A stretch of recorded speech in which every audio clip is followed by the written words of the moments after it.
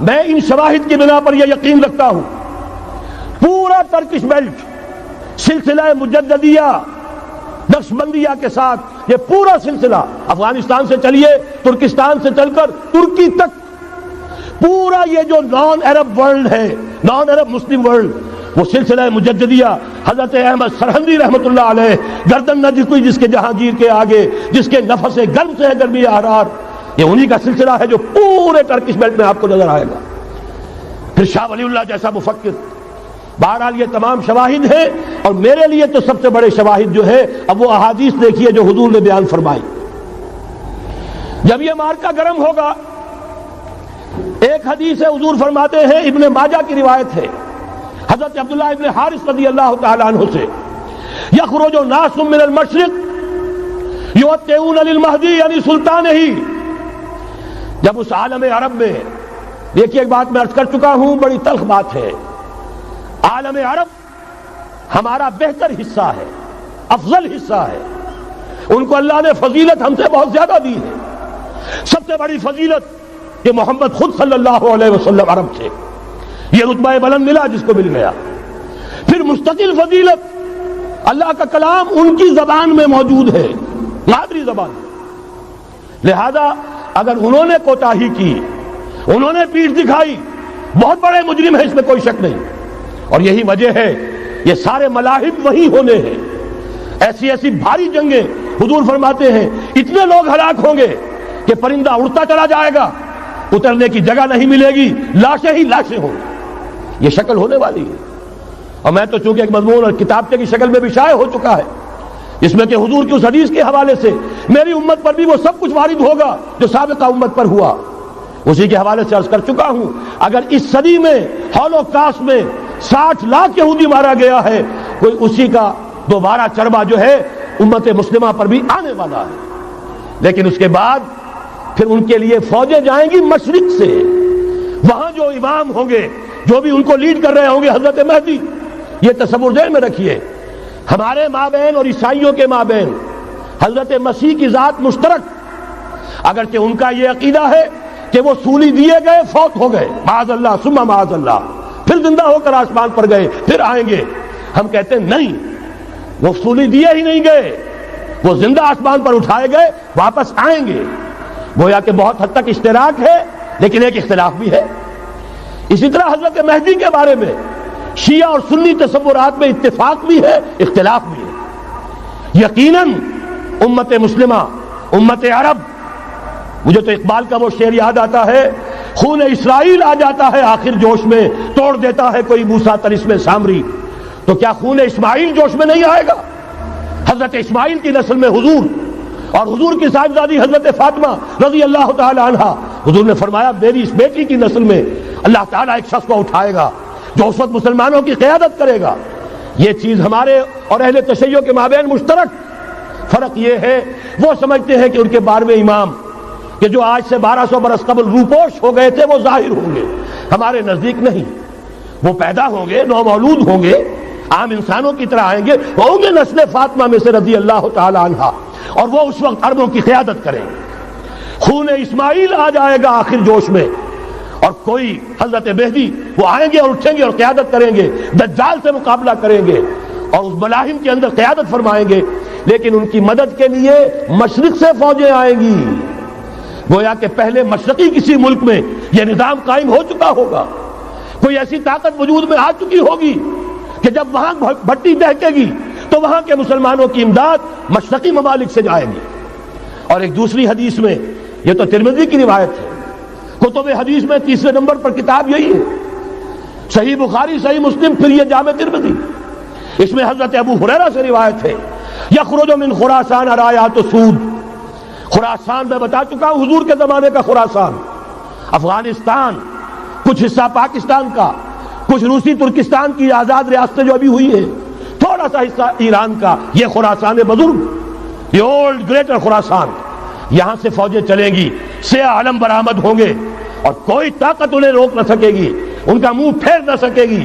یہاں تک کہ وہ ایلیا حضور کے زمانے میں یروشلم کا نام تھا یہاں تک کہ ایلیا میں جا کر نصب ہو جائے. گویا کہ یہ جو ہمارے ہاتھ سے نکلا ہے قبضے سے پہلے بھی عربوں کے ہاتھوں سے نکلا تھا بیت المقدس یروشلم، عرب واپس نہیں لے سکے تھے۔ کرد خون صلاح الدین ایوبی اس نے واپس لیا، عربوں میں دم نہیں رہا تھا، عیاشیوں کی وجہ سے کھوکھلے ہو چکے تھے۔ میں تجھ کو بتاتا ہوں تقدیر امم کیا ہے، شمشیر و سنا اول، طاؤس و رباب آخر۔ یہی وجہ ہے کہ تقریباً 20 صدی کے بعد ان کی حکومت ختم۔ آشمارا حق بود در خون بارت بر زمین بر زوال ملک مستعصم امیر المومنین۔ یہ ہوا کہ نہیں ہوا؟ جبکہ آئے ہیں تاتاری ہورس، اور جنہوں نے کہ آخری خلیفہ بنو عباس اسے محل میں سے نکالا، ایک کھال کے اندر لپیٹ کر اور اپنے گھوڑوں کے سوؤں تلے کچل دیا۔ عرب معزول کر دیے گئے تھے، لیکن اب دوبارہ عربوں کو جب سہارا ملا ہے، لیکن اب بھی انہوں نے کہیں اسلام قائم نہیں کیا۔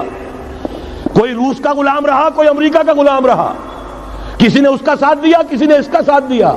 تہذیب ہے تو مغربی، تمدن ہے تو مغربی، وضع میں تم ہو نصارہ تو تمدن میں ہنود۔ یہ مسلمان ہیں جنہیں دیکھ کے شرمائے یہود۔ یہی معاملہ جب ان کا ہوا تو اب اللہ تعالیٰ کی طرف سے ان کے اوپر وہ عذاب کی بھٹی گرم ہونے والی ہے۔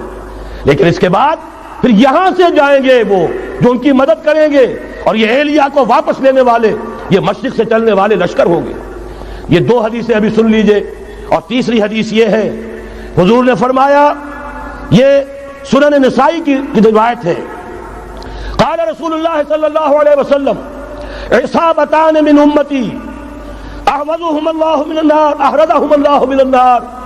میری امت کے 2 لشکر ایسے ہوں گے جنہیں اللہ نے آگ سے نجات دے دی ہے، پہلے ہی سے ڈکلیئرڈ ہے۔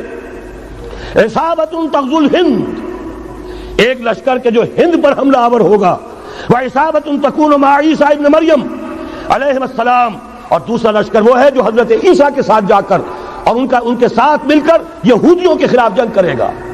میں اس حدیث کا جو مطلب سمجھتا ہوں واللہ عالم، یہ اسی علاقے میں جب انقلاب آ جائے گا، یہ علاقہ خراسان اور پاکستان، جب یہاں نظام خلافت قائم ہوگا، یہاں سے اسلام کی توسیع ہوگی، اور یہاں سے جانب مشرق ہند اور جانب مغرب یہ جو یہودیوں کا سیلاب آ رہا ہے، ان دونوں کا مقابلہ کرنے کے لیے انشاءاللہ العزیز، ورنہ یہ عصابتان جو ہے ایک حدیث میں جمع کرنے کی کوئی اور حکمت ہو نہیں سکتی، ورنہ تو ہندوستان پہ کئی لشکر آئے ہیں، لیکن یہ کہ در حقیقت اسی وقت جبکہ عالم عرب میں وہ بھٹی دہکے گی، اسی وقت یہاں انقلاب آ چکا ہوگا۔ ایک طرف یہاں سے مدد کے لیے لشکر جائیں گے کہ جو مسلمان عرب جو ہیں ان کی مدد کریں گے، حضرت مہدی کے جھنڈے تلے لڑیں گے، حضرت مہدی کی حکومت کو مستحکم کریں گے، یؤتون للمہدی۔ دوسری طرف وہ ہندوستان کی طرف پیش قدمی کریں گے، اور یہیں سے جیسے اس وقت سیلاب نکلا تھا جزیرہ نما عرب سے، ایک داہنی طرف ایک بائیں طرف، ایران، افغانستان، ترکستان، ادھر مصر، لیبیا، الجزائر، مراکش، باریطانیہ، اسی طریقے سے انشاءاللہ اسی علاقے سے اس کا آغاز ہوگا اور بات آگے بڑھے گی۔ تو غرض اصل حاصل کیا ہے؟ یہ ہونا ہے، پچھلے آثار ثابت کر رہے ہیں کہ ہونا ہے، حضور کی احادیث بتا رہی ہے کہ یہی سے ہونا ہے۔ ہوا صرف یہ ہے ہم بھٹک گئے، ہمیں اپنی منزل یاد نہ رہی۔ میں تو بہرحال ان لوگوں میں سے ہوں جنہوں نے نعرے لگائے تھے پاکستان کا مطلب کیا، لا الہ الا اللہ۔ میں سن 46 میں یہاں حبیبیہ ہال میں قائد اعظم نے مسلم اسٹوڈنٹ فیڈریشن کے جس اجلاس کو خطاب کیا تھا، ضلع حصار سے جو 2 ڈیلیگیٹ آئے تھے ان میں سے ایک میں تھا۔ میں نے بہرحال اس تحریک میں بھی حصہ لیا ہے، ایک ننھے کارکن کی حیثیت سے لیا ہے، پھر حالات کو بدلتے اپنے آنکھوں سے دیکھا ہے، ہم کہاں سے کہاں جا پہنچے ہیں۔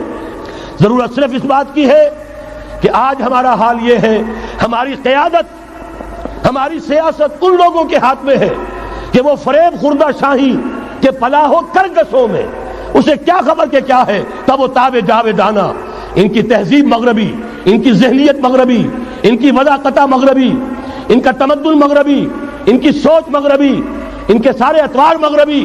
لہذا در حقیقت ایک تو یہ کہ ان سے چھٹکارا پانا، اور دوسرے یہ کہ در حقیقت مغرب کی تمام طاقتوں کو للکارنے کے لیے اس قوم کے اندر سے جذبہ ایمان، جذبہ جہاد کو برآمد کرنا، یہ 2 کام ہیں جو کرنے ہیں۔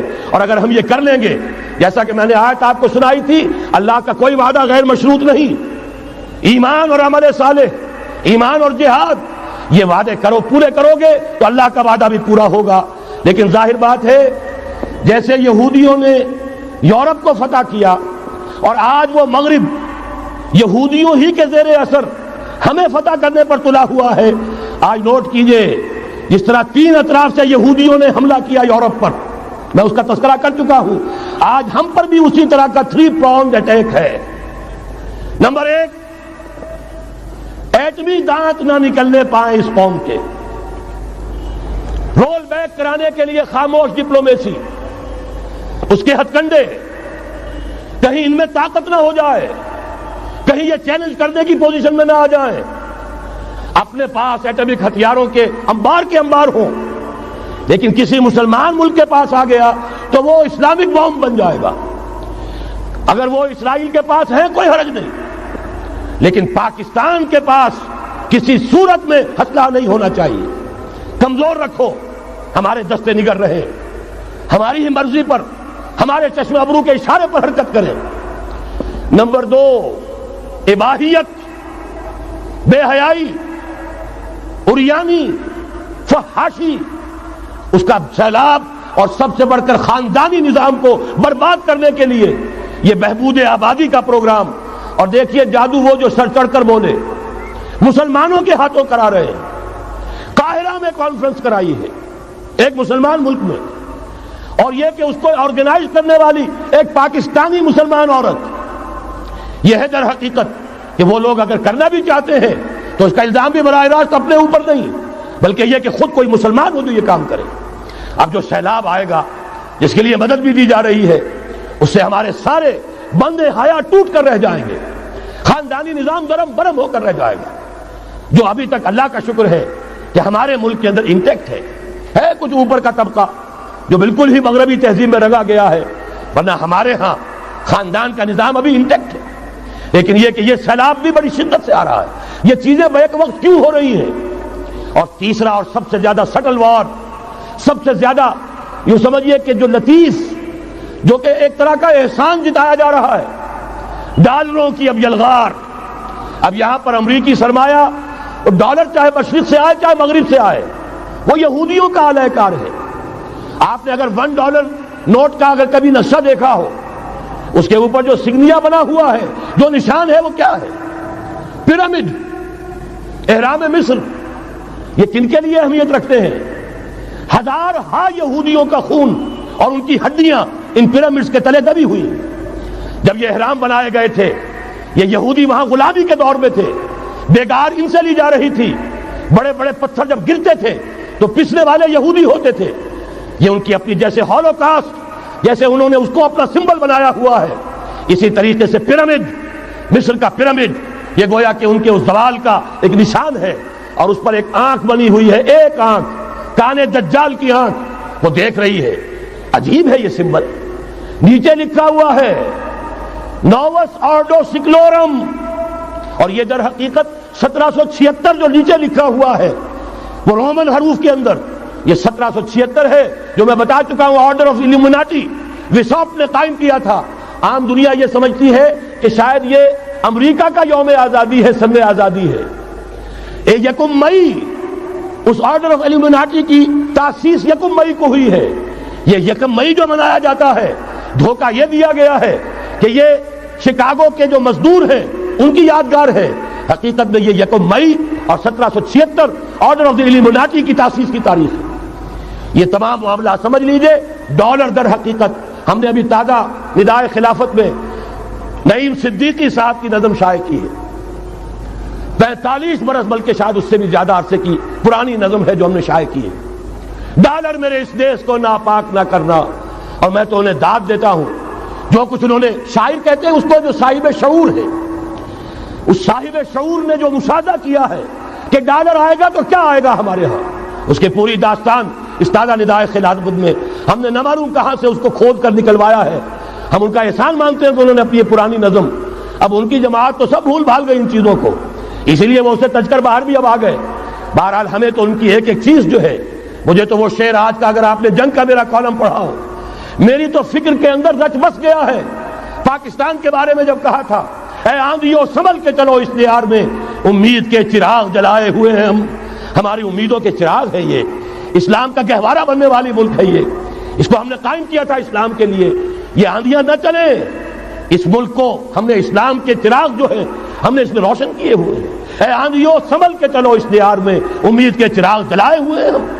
بہرحال یہ تیسرا سیلاب ہے، ننگی سرمایہ داری، جس کی پھر لعنتیں ہوتی ہیں، ایک طرف فقر، ایک طرف احتیاج، ایک طرف بھوک، ایک طرف دولت کے انبار۔ پہلے بھی ہمارے ہاں فرق کم نہیں ہے، لیکن اب جو ہوگا اگر یہ بات پوری ہو گئی تو وہ ننگی سرمایہ داری، اور سرمایہ داری ہی در حقیقت یہود کا سب سے بڑا ہتھ کنڈا ہے۔ یہ بینکنگ کا نظام، یہ سارا کا سارا سودی نظام، یہ آئی ایم ایف، یہ ورلڈ بینک، یہی تو ان کے سب سے بڑے ادارے ہیں۔ تو واقعہ یہ ہے کہ تین طرف سے ہم پر حملہ ہو رہا ہے۔ اور یہ سود کے بارے میں کیا کہا تھا اقبال نے؟ ادربا آخر چمی زائد فتن، اس سود کے ام الخبائث کے پیٹ سے سوائے فتنوں کے اور کیا برآمد ہو سکتا ہے؟ کس نہ داند لذت قرض حسن، کسی کو قرض حسنہ کی لذت یاد نہیں رہی، بغیر سود کے قرض دو۔ تمہارے پاس فاضل رکھا ہوا ہے، کسی بھائی کو دو کہ وہ اپنی معاشی گاڑی کا پہیہ چلا لے، پھر اصل واپس لے لینا۔ اگر اتنی ہمت نہیں ہے کہ ان تصدقوا فهو خیر لکم، صدقہ ہی کر دو تو سب سے اچھا ہے، دے ہی ڈالو اپنا فاضل سرمایہ۔ یسألونک ماذا ينفقون قل العفو، مت رکھو اپنے پاس، یہ گندگی ہے۔ لیکن اگر بڑے ہی کم ہمت ہو تو کم سے کم قرض حسنہ دو، اپنی اصل رقم واپس لینا۔ کس نہ داند قرض لذت قرض حسن، اضربا جاں تیرا دل چو خشت و سنگ، اس لیے کہ سود کے ذریعے سے انسان کے اندر تاریکی پھیل جاتی ہے، دل جو ہے اینٹ کے مانند، پتھر کے مانند سخت ہو جاتا ہے، کٹھور۔ ثم قست قلوبکم فہی کالحجارۃ او اشد قسوۃ، آدمی درندہ بے دندان و چنگ، اور انسان بغیر اس کے کہ بھیڑیوں والے دانت ہوں اور بھیڑیوں والے پنجے ہوں، بھیڑیا بن جاتا ہے۔ بہرحال اب کرنے کا کام کیا ہے اس کو سمجھیے۔ اس پوری صورتحال کا میں نے آپ کے سامنے نقشہ پیش کر دیا۔ ایک طرف مغرب سے نیو ورلڈ آرڈر، جو جیو ورلڈ آرڈر ہے، اس وقت کی سپریم پاور آن ارتھ امریکہ کی سرپرستی میں بڑی تیزی کے ساتھ حملہ آور ہے۔ دوسری طرف وَمَكَرُوا وَمَكَرَ اللَّهُ وَاللَّهُ خَيْرُ الْمَاكِرِينَ، اللہ کو پامردی مومن پہ بھروسہ، ابلیس کو یورپ کی مشینوں کا سہارا۔ اللہ تعالیٰ نے اسرائیل کا توڑ پاکستان قائم کیا، اللہ تعالیٰ نے اس کے لیے 300 برس کی تاریخ، اس کی تمہید میں مجددین امت یہاں پیدا کیے، یہاں قرارداد مقاصد پاس کرا دی 20ویں صدی عیسوی کے وسط میں، کہ اکبر نام لیتا ہے خدا کا اس زمانے میں، بینک انٹرسٹ کو ربا، سود حرام قرار دیا۔ یہ سارے شواہد ہیں۔ اب ضرورت صرف ایک بات کی ہے، ایک زبردست عوامی تحریک اٹھے۔ یہ عوامی تحریک کیسی ہو؟ نمبر ایک، فرقہ واریت سے بلند ہو۔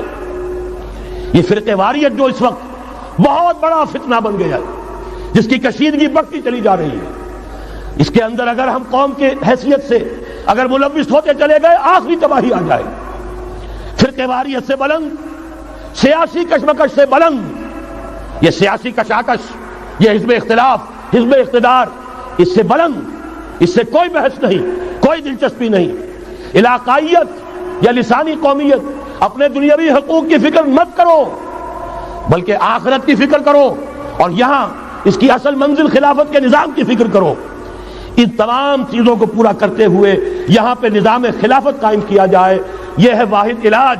اور اسی کے لیے للکارنے کے لیے، اسی کے لیے دعوت دینے کے لیے ہم نے اس تحریک خلافت پاکستان کا آغاز کیا۔ تنظیم اسلامی نے اپنے لیے ہدف معین کیا ہے، نظام خلافت علی منہاج النبوہ کا قیام، پہلے پاکستان میں اور پھر کل نوع عرصی پر۔ اب میں چند منٹوں میں آپ کو بتاؤں گا کہ وہ نظام ہے کیا۔ دیکھیے، اس موضوع پر میں پاکستان کے تقریباً تمام بڑے شہروں میں اکثر جگہ 3 دن 2 گھنٹے کی تقریر کر چکا ہوں۔ سیاسی نظام کیا ہے، معاشی نظام کیا ہے، سماجی نظام کیا ہے، خلافت اب قائم ہوگی جو بہرحال 1400 برس قبل کی خلافت اور آج کی خلافت، وقت کے دریا میں بہت سا پانی گزر گیا ہے، اصول وہی کے ہوں گے، فنڈامنٹل وہی کے ہوں گے، تفصیلی خاکہ بنے گا اس زمانے کے تقاضوں کے مطابق۔ تو میرے وہ تقریریں ویڈیو کی شکل میں، آڈیو کی شکل میں، اردو میں، انگریزی میں، شکاگو میں 20 گھنٹے کا پروگرام پچھلے سال ریکارڈ کرا کے آیا۔ اللہ کا فضل ہے کہ وہ پھیل رہا ہے معاملہ۔ اب مغرب میں اذان خلافت بلند ہو رہی ہے، اس کا تذکرہ میں بعد میں کروں گا۔ بہرحال وہ تو تفصیلی بات ہے یہاں میں چند منٹوں میں صرف الجبرا کے اصولوں کی طرح چند باتیں بتا رہا ہوں. جو بھی آپ کا آج نظام ہے 3 شرطیں پوری کر دیجئے وہ خلافت بن جائے گا سیاسی اور دستوری اعتبار سے. نمبر 1 حاکمیت اللہ کی، اور اللہ کا شکر ہے یہ ہم کر چکے. اللہ جزائے خیر دے جنہوں نے محنت کی تھی، اللہ جزائے خیر دے جنہوں نے وہ تحریک اٹھائی تھی مطالبہ دستور اسلامی، اور پھر جنہوں نے مدد کی تھی، اللہ تعالیٰ انہیں جزائے خیر دے. بہرحال وہ اب ہمارے دستور کا حصہ ہے. حاکمیت اللہ کی. البتہ اگلا قدم ہم آج تک نہیں اٹھا سکے. اس حاکمیت کا ظہور کیسے ہوگا؟ آپ کے دستور میں یہ طے کر دیا جائے کتاب و سنت ہر شے سے بالا تر ہے، دستور سے بھی بالا، عدالتی قوانین سے بالا، پارلیمنٹ سے بالا، سینٹ سے بالا، صدر سے بالا، سپریم کورٹ سے بالا، ہائی کورٹ سے بالا، ہر شے سے بالا کتاب و سنت. جب تک یہ نہیں ہوتا قرارداد مقاصد کی حیثیت ایسی ہے کہ جیسے آپ سینما ہال کے اوپر آگے جو ہے قرآن مجید کا کوئی کتبہ لگا دے، اس کے سوا کچھ نہیں. یہ بھی غنیمت ہے کہ قرارداد مقاصد پاس ہوئی. اصل شرط یہ ہے کتاب و سنت کی ٹوٹل بالادستی. اور یہ بڑی کڑوی گولی ہے. عوامی تحریک جب تک نہیں چلے گی، لوگ جب تک اپنی خون کی ندیاں نہیں بہا دیں گے، یہ کڑوی گولی حلق سے اترنے والی نہیں. یہ IJI کی حکومت میں نہیں اتری، اسلام کے نام پر اقتدار میں آئے، اسلام کے نام پر ISI نے IJI بنوائی، اسلام کے نام پر انہیں ووٹ ملے، 2/3 کی اکثریت ملی. اس کے باوجود شریعت کی بالادستی کا ایکٹ، شریعت کی بالادستی کی دستور کے اندر ترمیم پاس نہیں کرائی گئی. معلوم ہوا اوپر زبردست کا ٹھینگا ہے، امریکہ کے سب پرستار ہیں، سب ڈرتے ہیں، سب کے لیے سب کو نظر آتا ہے بالآخر جو ہے اسی کے پاس جانا ہوگا، چاہے وہ نواز شریف ہو اور چاہے وہ بے نظیر ہو. ایک کھلم کھلا ہے، اور اب تو میں کہتا ہوں نواز شریف بھی کھلم کھلا ہے. آج کے اس دور میں انہوں نے اسلام کا نام کبھی نہیں لیا، اس سے تو بالکل تائب. بس صرف فرق یہ رہ گیا ہے بے نظیر کھلم کھلا بھی مذاق اڑا لیتی ہے اسلامی صداؤں کا، اسلامی قوانین کا. یہ اس پر ذرا خاموش ہے. لیکن یہ کہ اپنی تحریک میں ہمارے بہت سے جو سیاسی قائدین ہیں مسلمانوں کے، کتنے بیانات آپ نے پڑھے ہوں گے، ذرا اسلام کا نام لے دے ہم ساتھ ہو جائیں گے. مولانا سمیع الحق صاحب کا بیان آیا، ذرا اسلام کی بات کرے تو ہمارے اور بہت سے علماء اور ہمارے طارق صاحب جو ہے انہوں نے بھی کہا کہ میں ہم ساتھ آ جائیں گے. لیکن یہ کہ بڑا پکا ثابت ہوا نواز شریف اسلام کا نام نہیں لیا. یہ بات جان لیجئے، یہ اس کے بغیر، قربانی کے بغیر اصل یہی منزل ہے، اصل کٹھن یہی ہے. یہ کتاب و سنت کی بالادستی، اس کو قبول کرنا، اختیار کرنا، یہ بغیر عوامی تحریک کے، بغیر قربانیوں کے ممکن نہیں ہوگا. بہرحال دوسری بات یہ، اور تیسری بات، کسی غیر مسلم کو نظام خلافت میں قانون سازی میں شریک نہیں کیا جا سکتا. جس قانون کی بنیاد کتاب و سنت، جو نہ کتاب کو مانے نہ سنت کو مانے، اس کا اس ملک کی قانون ساز اسمبلی میں جانے کا مطلب کیا ہے؟ ان کی علیحدہ اسمبلیاں ہوں، ان کے جو حقوق ہیں مائنورٹیز کی حیثیت سے ان کی گارنٹی دی جائے، ان کی جان، مال، عزت، آبرو کا پورا تحفظ، ان کی پوری مذہبی آزادی، ان کی عبادت گاہوں کی پوری ضمانت، ان کی حفاظت کی، ان کا پرسنل لا ہو، سب کچھ ہوگا. قانون سازی میں غیر مسلم شریک نہیں ہو سکتا. نظام خلافت کی اعلیٰ ترین سطح کی پالیسی بنانے میں غیر مسلم شریک نہیں ہو سکتا.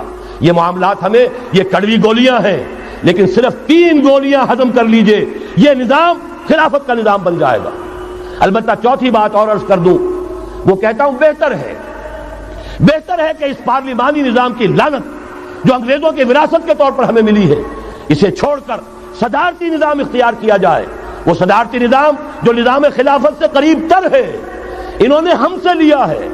اقبال نے کہا ہے، ہر کجا بینی جہان رنگ و بو، زاں کے از خاکش برو یا دارزو، یا نور مصطفیٰ اورا بہاش، یا ہنوز اندر تلاش مصطفیٰ. اگر کوئی اچھائی ان کے پاس ہے وہ نور مصطفیٰ سے مانگی ہوئی ہے. یہ خلافت کے نظام کا چربہ ہے. ایک شخص کو منتخب کرو، اب اسے اختیار دو، اس کے ہاتھ کھلے رکھو، اسے کام کرنے دو. ہاں، امپیچمنٹ کا نظام ہو، غلط ہو تو اسے سیدھا کرنے کا نظام ہو. اس کے لیے آپ امپیچمنٹ کا نظام آج کی جو امریکہ کی حکومت ہے اس میں بھی ہے. اور کیسا ہے کہ ذرا سا اندیشہ ہوا تھا اور نکسن صاحب جو بھاگ کھڑے ہوئے تھے.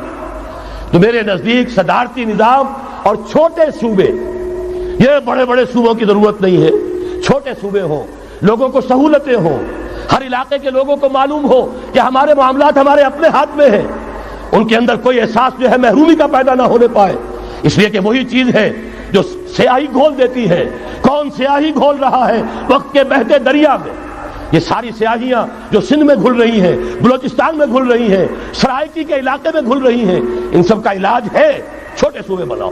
لیکن یہ چیزیں خلافت کی شرائط میں سے نہیں ہیں. بہتر بات ہے، دنیاوی اعتبار سے بہتر بات ہے، انتظامی اعتبار سے بہتر بات ہے. باقی اصل شرائط تین: اللہ کی حاکمیت کا اقرار جو قرارداد مقاصد میں بالفعل ہے، کتاب و سنت کی ٹوٹل بالادستی. سپریم کورٹ کو اختیار دیجئے، وہاں جا کر کوئی بھی شہری پاکستان کا کوئی بھی عالم دین اگر ثابت کر دے فلاں قانون، فلاں ہدایت، فلاں انسٹرکشن، فلاں کوئی حکم جو دیا گیا ہے کتاب و سنت کے منافی ہے، فوراً کل عدم ہوگا. اور تیسری بات، غیر مسلم پروٹیکٹڈ مائنورٹی ہوں گے، ان کی جان مال عزت آبرو کی حفاظت ہوگی، لیکن یہ کہ وہ برابر کے قانون سازی کے حق میں شریک نہیں ہو سکتے، اس لیے کہ یہاں کتاب و سنت منبع ہے قانون کا جس کو وہ تسلیم نہیں کرتے. اسی طرح یہ معاشی نظام،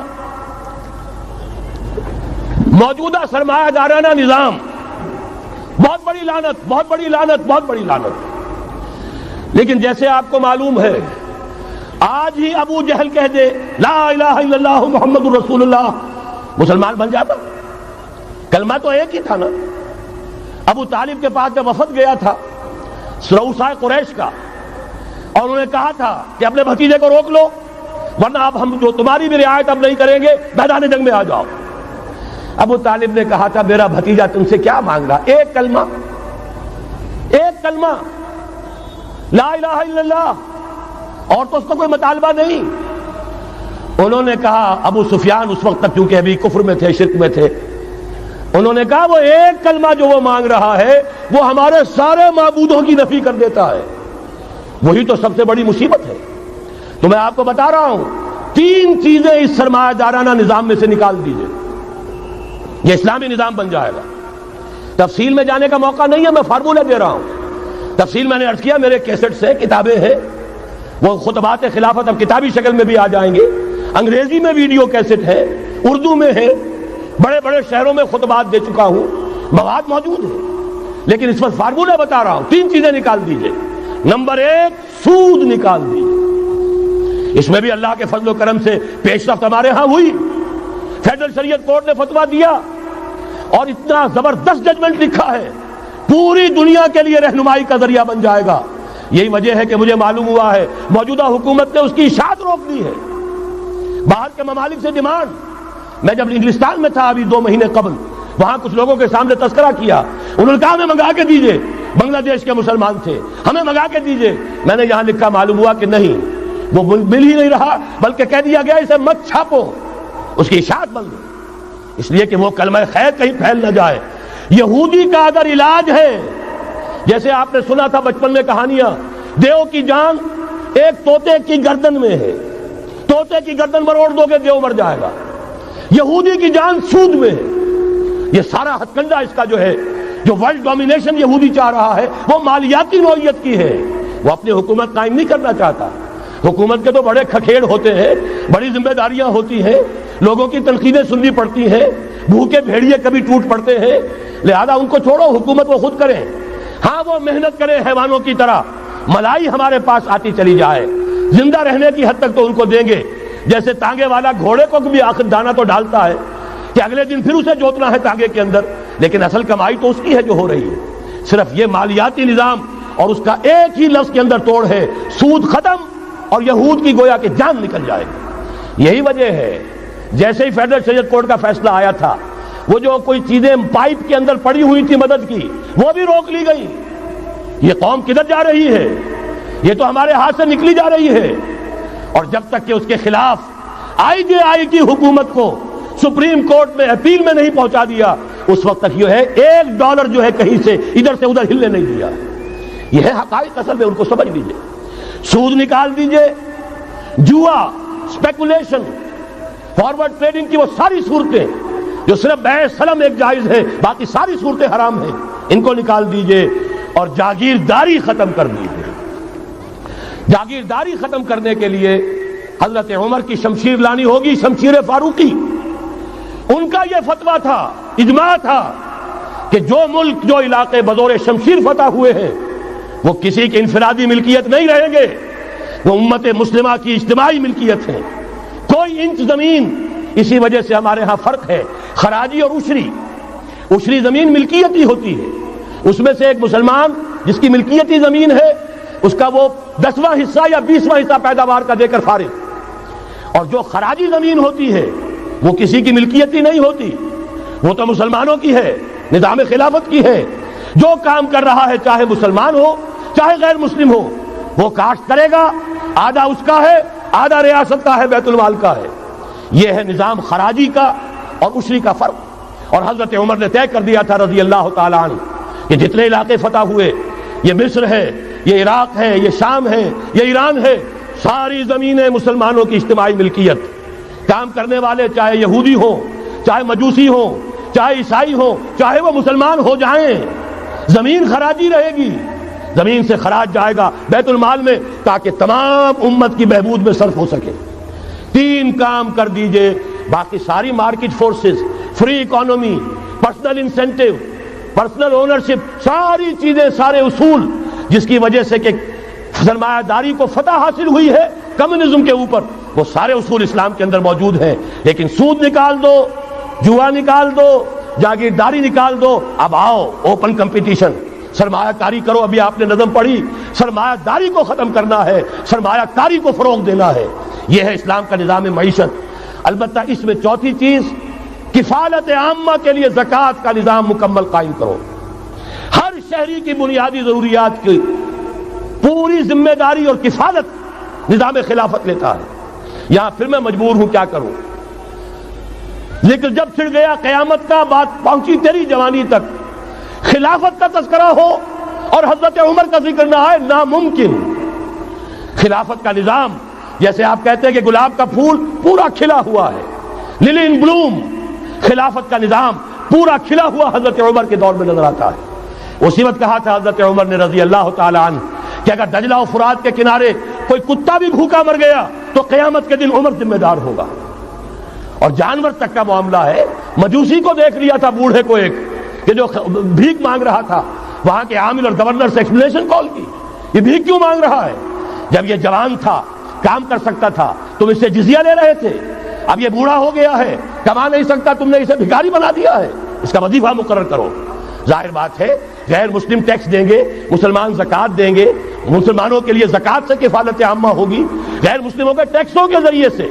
وہی نظام جو آج یورپ میں ہے، اسکینڈینیوین کنٹریز میں ہے، برطانیہ میں ہے، ان امپلائمنٹ الاؤنس ہے، یا یہ کہ اور ویلفیئر کا نظام ہے، لیکن اسلام کا مکمل ترین ویلفیئر نظام زکوٰۃ کے تحت ہے، اور اس میں گارنٹی ہے ہر شہری کی بنیادی ضروریات انڈر ریٹن، ان کی ذمہ داری ریاست کے دل میں۔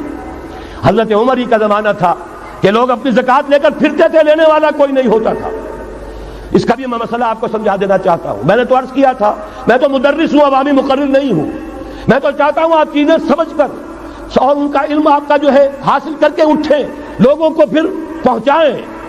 یہ کیسے ہو گیا جبکہ زکوٰۃ جو ہے وہ تو اسلامی ریاست میں نظام خلافت میں حکومت لیتی ہے، پھر کیسے ہو گیا کہ لوگ اپنی زکوٰۃ لے کر پھر رہے، لینے والا کوئی نہیں؟ اس کو بھی جان لیجئے، جیسے زمین کی 2 قسمیں میں نے بیان کی، خراجی اور عشری، ایسے ہی زکوٰۃ کے قابل جو مال ہے اس کی بھی 2 قسمیں ہیں۔ اموال باطنہ، گھروں میں رکھی ہوئی کوئی نقدی ہے، کوئی زیور ہے، کوئی اور ایسی چیزیں ہیں، یہ اموال باطنہ کہلاتی ہیں۔ اس کی زکوٰۃ جبراً حکومت نہیں لے گی۔ اگر اس کی زکوٰۃ جبراً حکومت لے تو گھروں کی تلاشیاں لینی پڑیں گی، جا کے تکیے پھاڑ پھاڑ کے دیکھنے پڑیں گے کہ کہیں کچھ رکھا ہوا تو نہیں ہے۔ یہ معاملہ مسلمانوں کی ان کی اپنی نیت پر، ایمان پر، اللہ کے ساتھ ان کے خلوص و اخلاص پر چھوڑ دیا۔ ہاں اموال ظاہرہ، دکان میں 5 لاکھ کا مال پڑا ہے، 2.5% دے دو، گودام میں 10 لاکھ کا مال پڑا ہے، 2.5% دے دو، تمہارا کارخانہ ہے بہت بڑا، اس کی زمین معاف، بلڈنگ معاف، مشینری معاف، ٹولز معاف، لیکن جو سرمایہ چل رہا ہے چاہے وہ خام مال پڑا ہے چاہے فنشڈ، ٹوٹل کی مالیت کے اوپر 2.5% دے دو. یہ ہے زکوٰۃ جس کو بدنام کیا ضیاء الحق صاحب نے. صرف سود جو ہے، سود والا جو صرف بینکوں کے اندر ڈپازٹ ہے اس سے 2.5% لے کر اسے زکوٰۃ قرار دے دیا، حالانکہ وہ تو کچھ زکوٰۃ نہ ہوئی، سود کا کمیشن ہوا، اس کے سوا کچھ بھی نہیں. زکوٰۃ تو یہ ہے کہ ہر دکاندار، اور مجھے یقین ہے مسلمان دے گا، آپ اسے انکم ٹیکس جیسے لعنتی ٹیکس سے نجات دیجئے جس نے اسے جھوٹ بولنے پر مجبور کیا ہوا ہے. یہ لعنتی ٹیکس ہے در حقیقت کہ جس نے ہر شخص کو جھوٹا بننے پر مجبور کر دیا ہے. ان کو ختم کریں. زکوٰۃ تو مسلمان اپنے ایمان کے تقاضے پر دے گا، اور وہ دے گا اور خوشی سے دے گا. یہ پورا نظام جو ہے اس کو اختیار کیا جائے زکوٰۃ کے، تو پوری ویلفیئر اسٹیٹ، دنیا کے بلند ترین معیارات کی ویلفیئر اسٹیٹ قائم ہو جائے گی. جو حضرت عمر نے کہا تھا کہ کوئی کتا بھی بھوکا اور پیاسا نہ رہے. اب آئیے تیسرا معاملہ سماجی. یہاں بھی 3 ہی باتیں کہوں گا. ترقی ہے، تعلیم ہے، ان میں کوئی رکاوٹ نہیں. خواتین کام کریں، کوئی رکاوٹ نہیں. کیا چیز نکالنی ہے؟ بے حیائی، بے حجابی، عریانی نکال دو. ستر و حجاب انفورس کرو. سیگریگیشن، عورتوں کے اسکول علیحدہ، مردوں کے علیحدہ، عورتوں کے کالج علیحدہ، مردوں کے علیحدہ، عورتوں کی یونیورسٹی علیحدہ، مردوں کی علیحدہ، عورتوں کے ہسپتال علیحدہ، مردوں کے ہسپتال علیحدہ. کسی درجے میں تو ہمارے ہاں ہے، اس کو آگے بڑھاؤ، یونیورسٹی بناؤ. اسی طریقے سے ہسپتال میں، مردوں کے ہسپتال میں عورتوں کو نرس رکھنا کیوں لازم ہے؟ کیا مرد نرسنگ نہیں کر سکتے؟ کیا فوج کی جو فارورڈ یونٹس ہوتے ہیں میڈیکل، کیا ان میں عورتیں جاتی ہیں نرسوں کی حیثیت سے؟ جہاں اصل ضرورت ہوتی ہے، کسی کا بازو اڑ گیا ہے، کسی کی ٹانگ اڑ گئی ہے، کسی کا پیٹ چاک ہو گیا ہے، آنتیں باہر ہے، بڑی ٹینڈر نرسنگ کی ضرورت ہے، وہاں تو عورت نہیں جاتی، وہاں تو میل نرسز ہے. تو مردانہ ہسپتالوں میں مردوں کو نرس رکھو، زنانہ ہسپتالوں میں عورتوں کو نرس رکھو. عورتیں مریض ہوں، عورتیں ڈاکٹر ہوں، عورتیں جو ہے نرسنگ کریں. وہاں کی انتظامیہ بھی عورتوں کو دیجیے. پھر یہ ہے کہ ساری پرائمری ایجوکیشن عورتوں کو دے دیجیے. چھوٹی عمر کے بچے ہیں، انہیں عورت کے اندر اللہ تعالیٰ نے جو شفقت مادری رکھی ہوئی ہے فطری طور پر، ضرورت ہے اس ٹینڈر ایج میں. تو ارادہ اگر ہو جائے تو ہر کام ہو سکتا ہے. ارادہ چاہیے. یہ کہ بے ستری، بے حجابی، عریانی، فحاشی کا خاتمہ کرو. نمبر 2، شراب اور منشیات کا خاتمہ کرو. اس کے لیے آئرن ہینڈ بلکہ آئرن فسٹ کی ضرورت ہے. یہ کر کے دکھایا، ایرانیوں نے کر کے دکھا دیا. ہم سے کہیں زیادہ گرے پڑے تھے، ہم سے کہیں زیادہ یہ خرابیاں ان کے معاشرے میں موجود تھی. کر کے دکھایا کہ نہیں کر کے دکھایا؟ یہ ہو رہا ہے. لہذا یہ کہ یہ کام کیا جائے، اور زنا اور قذف کے جو اصل اللہ تعالیٰ کی طرف سے، اللہ کے رسول کی طرف سے جو سزائیں ہیں اور حدود اور تعزیرات ہیں ان کو نافذ کیا جائے. یہ 3 چیزیں کر دیجئے، یہی معاشرہ ہوگا. کوئی یہ نہیں کہتا کہ صحراؤں میں جا کر آباد ہو، کوئی آپ سے یہ نہیں کہتا کہ جائیے دوبارہ اونٹوں پہ سفر شروع کیجئے. جو ترقی ہوئی ہے، اللہ تعالیٰ نے علم دیا ہے انسان کو، اللہ تعالیٰ نے ٹیکنالوجی عطا فرمائی انسان کو، اور رحمان کا دیا ہوا علم ہے. علم آدم الاسماء کلھا، یہ اسی علم اسماء کا ظہور ہے پوری دنیا کے اندر. اسے خیر کا، برکت کا ذریعہ بناؤ. میں نے 3 باتیں بتائیں آپ کو. نمبر 1، اللہ کی حاکمیت، کتاب و سنت کی ٹوٹل بالادستی. نمبر 3، اور غیر مسلموں کو قانون سازی میں شریک نہیں کیا جا سکتا. وہ پروٹیکٹڈ مائنورٹی، ان کی جان، مال، عزت و آبرو کی حفاظت کا ذمہ ہے، مذہبی آزادی کا ذمہ ہے، لیکن وہ ہماری قانون سازی میں، اعلیٰ ترین سطح کی پالیسی سازی میں شریک نہیں ہو سکتے. نمبر 2، یہی سارا نظام، یہی سرمایہ کارانہ نظام، سرمایہ دارانہ نظام کو 3 چیزیں نکال دیں گے، وہ سرمایہ دارانہ نہیں رہے گا، سرمایہ کارانہ ہو جائے گا.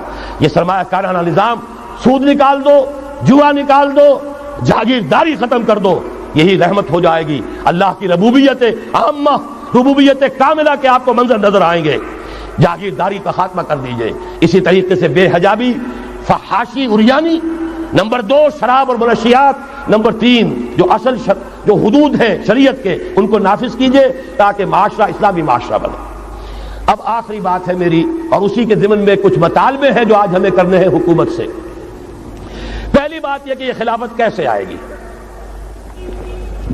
اس موضوع پر بھی میں عرض کر رہا ہوں کہ میں کم سے کم 15 سال سے مسلسل تقریریں کر رہا ہوں. اتنی موٹی کتاب اردو میں منہج انقلاب نبوی موجود ہے.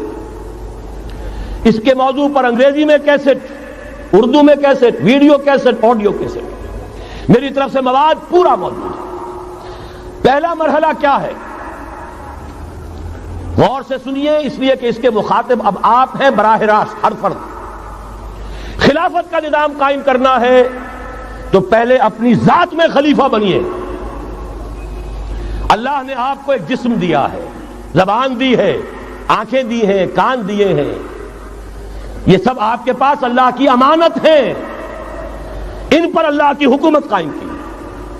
اپنے وجود پر اپنے گھر میں خلافت قائم کیجئے، آپ خلیفہ بن جائیں، آپ نظام اللہ کا نافذ کریں اپنے ذات پر، اپنے وجود پر، اپنے گھر میں، اور ساتھ ہی انفرادی سطح پر طے کر لیجئے سورہ حدید کی آیت نمبر 7، آمنوا باللہ ورسولہ وانفقوا مما جعلکم مستخلفین فیہ، جس چیز میں اللہ نے تمہیں خلافت عطا کی ہے، دولت دی ہے، مال دیا ہے، جائیداد دی ہے، اولاد دی ہے، ذہانت دی ہے، فطانت دی ہے، خطابت دی ہے، جو دیا ہے لگا دو، کھپا دو، خرچ کر دو اللہ کے دین کے لیے۔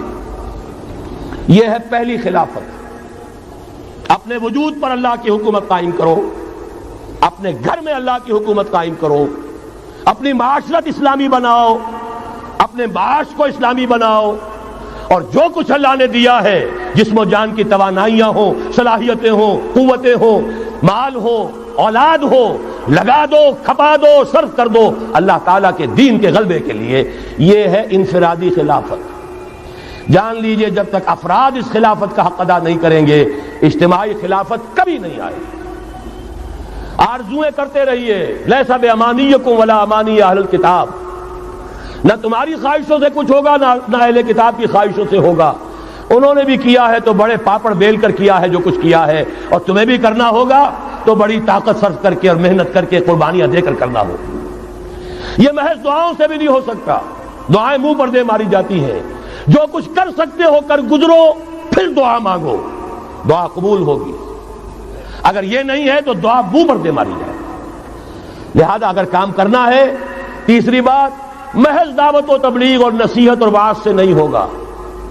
اگر محض دعوت اور تبلیغ اور تعلیم اور تربیت اور وعظ اور نصیحت سے ہو جاتا تو حضور صلی اللہ علیہ وسلم مسلمان تو کجا کسی کافر کے خون کا ایک قطرہ زمین پر نہ گرنے دیتے۔ آپ سے زیادہ رؤوف اور رحیم کون ہوگا؟ لیکن آپ نے بھی ہاتھ میں تلوار لی ہے۔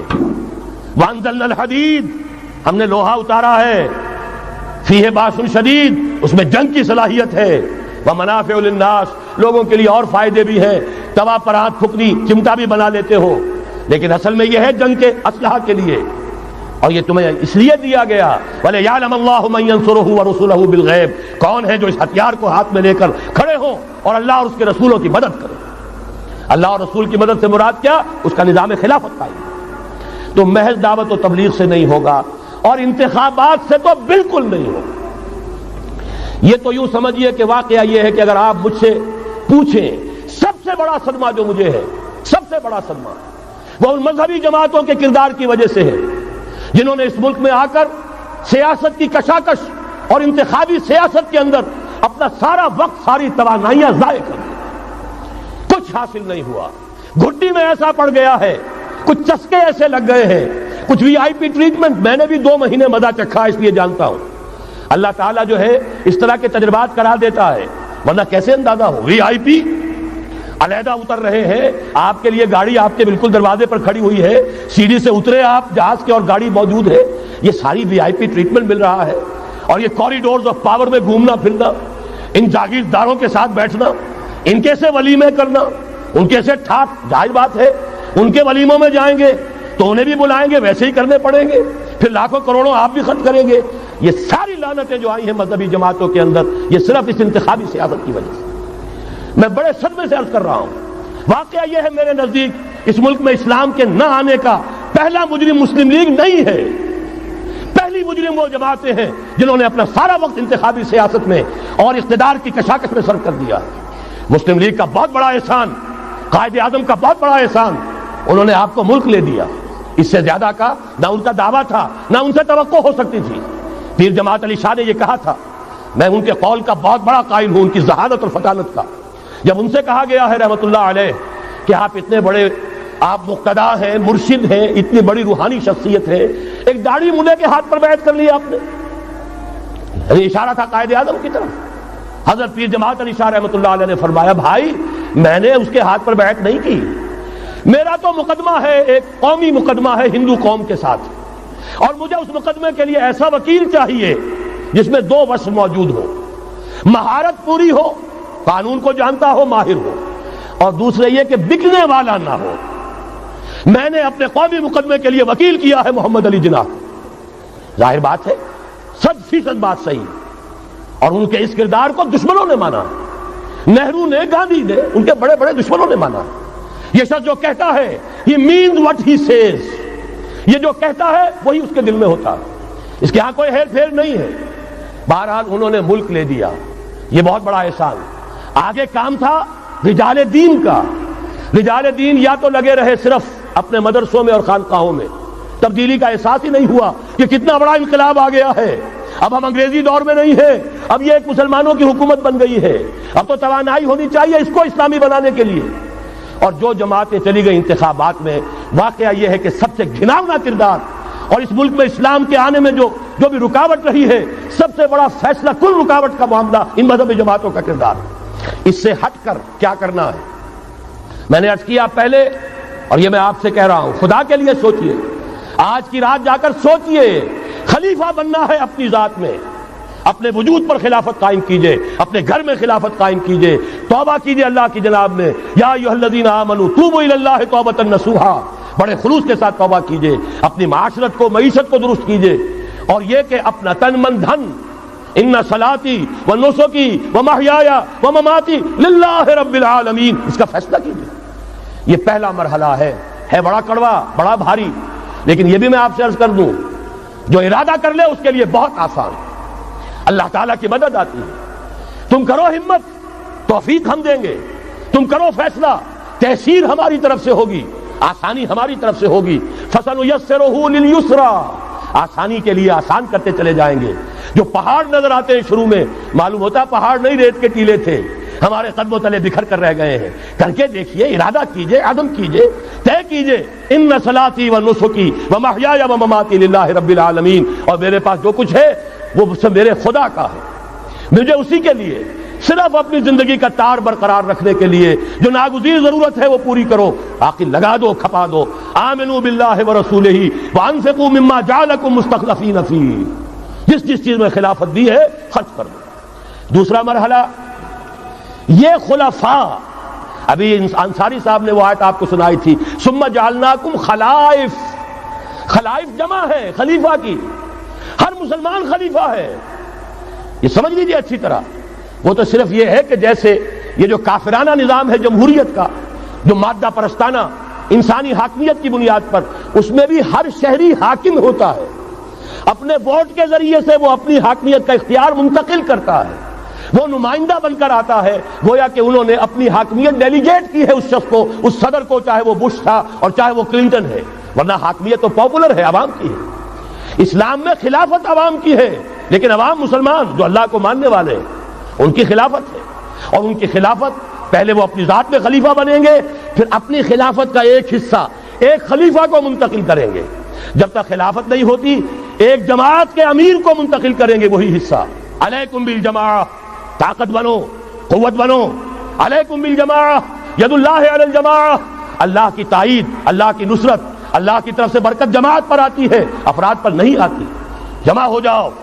حضرت عمر نے تو جو اثر نقل فرمایا وہ آخری درجے کا ہو سکتا ہے، لا اسلام الا بالجماعہ، ولا جماعہ الا بالامارہ، ولا امارہ الا بالسماع، ولا سماع الا بالاطاعہ۔ اسلام ہے ہی نہیں جماعت کے بغیر، اور جماعت نہیں ہے امارت کے بغیر، امارت بغیر اس کے بغیر نہیں ہو سکتی کہ ان کا حکم سنو، اور سننے کا کچھ حاصل نہیں جب مانو نہ۔ اسی لیے فرمایا آمرکم بخمس، مسلمانوں میں تمہیں 5 باتوں کا حکم دے رہا ہوں، اللہ امرنی بہن، اللہ نے مجھے ان کا حکم دیا ہے، بالجماعت والسمع والطاعت والہجرت والجہاد فی سبیل اللہ۔ تفصیل میں جانے کا موقع نہیں۔ دوسرا مرحلہ جماعت، ہم نے اسی اصول پر تنظیم بنائی، ہم نے اسی لیے اس کی بیعت کا نظام قائم کیا۔ نحن الذین بایعوا محمدا علی الجہاد ما بقینا ابدا، صحابہ کہتے ہیں بایعنا رسول اللہ صلی اللہ علیہ وسلم علی السمع والطاعت فی العسر والیسر والمنشط والمکرہ وعلی حسرۃ علینا وعلی لا ننازع الامر اہلہ وعلی ان نقول بالحق اینما کنا لا نخاف فی اللہ لومۃ لائم۔ پھر صدمے کی بات کہہ رہا ہوں، کوئی مذہبی جماعت سوائے تنظیم اسلامی کے نہیں ہے جس نے اس مسنون طریقے تنظیم کو اختیار کیا ہو۔ اللہ کا شکر ادا کرتے ہوئے کہہ رہا ہوں، تحدیثاً للنعمہ کہہ رہا ہوں، اس بیعت کی سنت کو تازہ کیا ہم نے، جماعت بنائی ہم نے۔ ہمارے ہاں بیعت رہ گئی تھی صرف پیری مریدی کی بیعت، صرف اصلاح نفس کی بیعت۔ اصل بیعت وہ در حقیقت جو مسنون بیعت ہے وہ بیعت جہاد ہے، وہ بیعت جماعت ہے، تاکہ اللہ کے دین کو قائم کرنے کے لیے، خلافت کو برپا کرنے کے لیے اجتماعی جد و جہد کی جا سکے۔ اس کے بعد یہ جماعت کیا کرے گی؟ وَلْتَكُن مِّنكُمْ أُمَّةٌ يَدْعُونَ إِلَى الْخَيْرِ وَيَأْمُرُونَ بِالْمَعْرُوفِ وَيَنْهَوْنَ عَنِ الْمُنكَرِ۔ انتخابات نہیں لڑے گی، کسی کو کندھا دے کر اوپر نہیں پہنچائے گی، پھر اس کی ٹانگ گھسیٹ کر نیچے نہیں گرائے گی۔ یہ دھندے نہیں کرنے، یہ کھیل نہیں کرنے، ادھر جانا ہی نہیں۔ یہ تو ایک ہی تھیلی کے چٹے بٹے، یہ ایک ہی نظام، دونوں امریکہ کے یکساں غلام، دونوں جو ہے اسی سیکولرزم کا دودھ پی کر، سود کا دودھ پی کر کوئی جمع ہوا ہے، اور کوئی جاگیرداری کی گھٹیاں اس کی گھٹی میں پڑی ہوئی ہے، یہ اس کی پیداوار ہے۔ ان میں سے کسی کے ساتھ کوئی خیر نہیں ہے، لیکن یہ ہے کہ الیکشن تو جب بھی کراؤ گے وہی آئیں گے۔ لاکھ آپ تیسری قوت بننے کی امید میں ایئر مارشل اصغر خان بوڑھے ہو گئے، دور اسکار ہوئے، از عمر رفتہ ہوئے۔ اب قاضی حسین احمد صاحب تیسری قوت بننے کی فکر میں آئے تھے، کبھی وہ طاہر القادری صاحب تیسری قوت بننے کی فکر میں آئے تھے۔ جب تک یہاں جاگیردارانہ نظام ہے، کون سی تیسری قوت آ سکتی ہے؟ مت ماری گئی ہے، عقلیں جو ہے بیچ کھائی ہے، کیا ہوا ہے؟ کبھی تو آخر ہوش آنا چاہیے۔ یہ وہی آئیں گے، ایک لغاری نہیں دوسرا لغاری، ایک مداری نہیں دوسرا مداری، یہ تو وہی آئیں گے، انہی کا کھیل ہے۔ ایک بہت بڑا تمندار سر جمال خان لغاری، اس کا پوتا آج ہے آپ کا صدر۔ ایک اور بہت بڑا تمندار، دونوں سر تھے، سر شاہ نواز بھٹو، اس کی پوتی وزیر اعظم۔ یہ تو ان کا جو ہے میوزیکل چیئرز کا گیم ہے۔ تم نے خامخواہ جا کر اپنے آپ کی اپنی عزت کا بھی ڈھیلا کرایا، اپنی جو ہے وہ اوقات ضائع کیے ہیں۔ اس کی بجائے کرنا کیا ہے؟ نہیں انل منکر، بدی سے روکو۔ جب تک طاقت نہیں ہے کافی، طاقت فراہم کرتے رہو، جمع کرو۔ اعدوا لهم ما استطعتم، اپنی نفری بڑھاؤ، تربیت بڑھاؤ، ایثار اور قربانی کا مادہ بڑھاؤ، نظم کی پابندی کا جذبہ بڑھاؤ، بڑھاتے رہو بڑھاتے رہو۔ با نشہ درویشی در ساز و دما دمزن، چون پختہ شوی خدرا بر سلطنت جم زن۔ جب طاقت کافی ہو جائے اب میدان میں آؤ، للکارو، کہو اب نہیں چلنے دیں گے اس حرام کام کو، نہیں چلنے دیں گے اس ملک میں سود کو، نہیں چلنے دیں گے اس ملک میں جاگیرداری کو، نہیں چلنے دیں گے یہاں بے حیائی اور فحاشی کو۔ گھیراؤ کریں گے، پکٹنگ کریں گے، کسی کی جان اور مال کو نقصان نہیں پہنچائیں گے، اداروں کا گھیراؤ ہوگا، ان تمام چیزوں کی برائیوں کا استحصال ہوگا۔ پھر گولیاں چلے، سینوں پر کھائیں گے، اللہ وہ دن لائے اور ہمیں اس کے لیے اہل بنائے۔ شہادت ہے مطلوب و مقصود مومن، نہ مال غنیمت نہ کشور کشائی، اس کے سوا کوئی راستہ نہیں ہے۔ اس کے بغیر جو بھی خواب دیکھتا ہے جنت الحمقاء میں رہتا ہے، یا اپنے آپ کو دھوکہ دے رہا ہے، یا دوسروں کو دھوکہ دے رہا ہے، اور کوئی امکان نہیں ہے۔ ایک ہی راستہ ہے۔ اگر محمد الرسول اللہ اور ان کے ساتھیوں کو انہی وادیوں میں سے گزرنا پڑا، اگر طائف کا پتھراؤ محمد الرسول اللہ کو اپنے جسم اطہر پر جھیلنا پڑا، دندان مبارک محمد الرسول اللہ کے شہید ہوئے، خون کا فوارہ ان کا چھوٹا، سینکڑوں صحابہ جن میں حضرت حمزہ جیسے بھی ہے، اسد اللہ و اسد رسول، جن کی لاش کا نقشہ ابھی آپ نے سنا، ناک کٹی ہوئی ہے، کان کٹا ہوا ہے، پیٹ چاک کر کے کلیجہ چبایا گیا ہے۔ حضور کو جو صدمہ ہوا ہے، مدینے جب واپس گئے ہیں، انصار کے گھروں سے عورتوں کے بین کرنے کی آوازیں آئیں، اس وقت تک حرمت نہیں ہوئی تھی، اور عربوں کا رواج تھا جیسے ہمارے ہاں دیہات میں جس طرح خواتین نوحے کرتی ہیں، بین کرتی ہیں، اس وقت تک وہاں ان کے ہاں بھی رواج تھا، تو وہاں ہو رہا تھا۔ 70 صحابہ شہید ہوئے تھے۔ وہ کوئی ہر شہید کسی کا بیٹا تھا، کسی کا شوہر تھا، کسی کا بھائی تھا، کسی کے ساتھ کوئی اور رشتہ تھا، پورا مدینہ جو ہے ماتم کدا بنا ہوا تھا۔ اس وقت حضور کی زبان سے بھی الفاظ نکل گئے، اما حمزہ تو فلا بواکی لہو، ہائے حمزہ کے لیے تو کوئی رونے والیاں بھی نہیں۔ تب انصار نے اپنے گھروں سے بھیجا خواتین کو حضرت صفیہ رضی اللہ تعالی عنہا کے ہاں، وہاں جاؤ اور تعزیت کرو۔ یہ ساری وادیاں ہیں جو طے کی ہیں محمد الرسول اللہ والذین معہ۔ سفر تبوک ہوا ہے جسے جیش العسرہ کہا گیا ہے۔ ایسا مرحلہ بھی آیا ہے 3 مجاہدین کو 24 گھنٹے کے راشن میں ایک کھجور ملی، ایک کھجور، 24 گھنٹے کا راشن۔ ان لوگوں نے یہ قربانیاں دی ہیں، اس کے بغیر نہیں ہوگا۔ تو ظاہر بات ہے اس کے لیے پہلے تیاری۔ کچے پکے لوگ اگر لے آئے، تو خاک میں مل اور آگ میں جل، جب خشت بنے تب کام چلے، ان خام دلوں کے عنصر پر بنیاد نہ رکھ، تعمیر نہ کر۔ یہ تو پختگا خام ہے جب تک تو ہے مٹی کا ایک انبار، تو پختہ ہو جائے تو ہے شمشیر بے زنہار تو۔ وہ پختہ ہو جائیں، اب ٹکر مول لو، آگے بڑھو، للکارو، آنکھوں میں آنکھیں ڈالو، باطل کا مقابلہ کرو، اس کے استحصال کے لیے اپنی جانیں قربان کر دینے کو سب سے بڑی کامیابی سمجھو۔ یہی واحد راستہ ہے، اس کے سوا جب وہ مرحلہ آ جائے گا، اللہ کرے کہ وہ آئے، اور میں اب اس وقت تو بیان نہیں کر سکتا، وقت بہت ہو گیا ہے۔ میری جو ایک کتاب چھپ چکی ہے سابقہ اور موجودہ مسلمان امتوں کے کا ماضی، حال اور مستقبل، آنے والی جو حالات ہیں ان کا ایک نقشہ میں نے بیان کیا جو احادیث نبویہ میں آیا ہے۔ میرا اندازہ یہ ہے کہ اب معاملہ زیادہ دور کا نہیں ہے، بلکہ ہمارے لیے تو نہ دور کا ہے نہ دیر کا ہے، انشاءاللہ یہیں سے ہوگا۔ بس صرف یہ ہے کہ فریب خوردہ شاہی اور بھٹکا ہوا آہو جو ہے اسے پھر اپنی منزل یاد آ جائے۔ کبھی بھولی ہوئی منزل بھی یاد آتی ہے راہی کو، اور بھٹکے ہوئے آہو کو پھر سوئے حرم لے چل۔ اس کے لیے وہ رہنمائی درکار ہے، آپ میں سے ہر شخص رہنما بن کر اٹھے، اس دعوت کا مبلغ بن کر اٹھے، جیسے کہ حضور نے اپنے خطبے کے آخر میں فرمایا تھا فَلْيُبَلِّغِ الشَّاهِدُ الْغَائِبَ۔ اب جو یہاں موجود ہیں وہ اپنا فرض سمجھیں کہ دوسروں کو پہنچائیں گے۔ اس حوالے سے یہ ہے کہ ہمارا لٹریچر، ہمارے ویڈیوز، آڈیوز، وہ ہم ہر چیز میدان میں موجود ہے، چیزیں لیجیے، استعمال کیجیے۔ اب میں چند پہلا رب نو یار دا شوق ہویا،